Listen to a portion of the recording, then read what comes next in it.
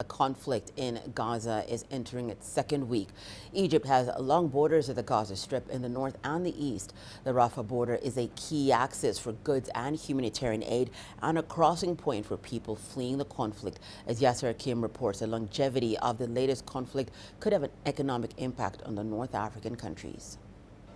Egypt's economy is still feeling the economic brunt of the fallout of the war in Ukraine. But fighting closer to home in nearby Gaza is raising further concerns. One sector likely to be impacted is energy. Egypt imports Israeli natural gas to liquefy it and re-export to Europe. But Israel announced it has reduced the natural gas supplies after the closure of the Tamar gas field.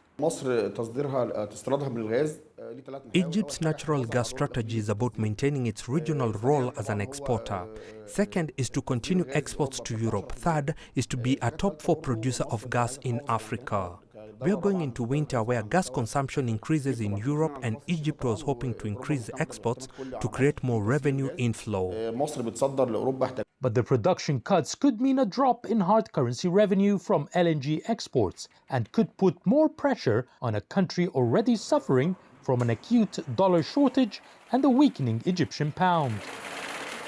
The outbreak of the conflict coincided with a holiday in Israel, where many Israeli tourists have been spending their vacation in Egypt. They immediately returned to Israel when news of the conflict broke out, especially from the beach towns nearby the Egyptian-Israeli border.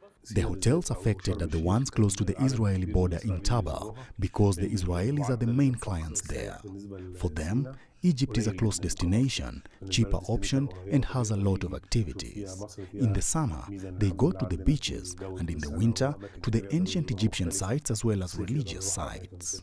But experts are confident the tourism industry, which is on its way for a record annual tourism inflow of 17 million visitors in 2023, will not be heavily impacted by the events so far. If the conflict escalates, it is still contained within Gaza and the Palestinian territories, so we don't expect an impact. We don't have any booking cancellations. Sharm el-Sheikh is full. We also have over 22 planes arriving daily in Sharm el-Sheikh, Marsa Alam, planes arriving in Hurghada and Luxor, as well as Aswan. No difference so far. But one source of concern is the economic burden. If the bombardment of Gaza would lead to an exodus of hundreds of thousands of refugees through the Rafah border crossing into Egypt. It will put more pressure on security and the police force to control the high refugee numbers arriving and providing for them.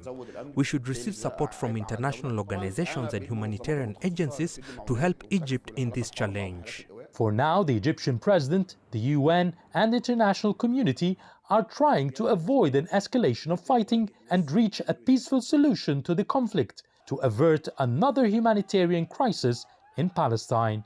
Yasser Hakim for CGTN, Cairo, Egypt.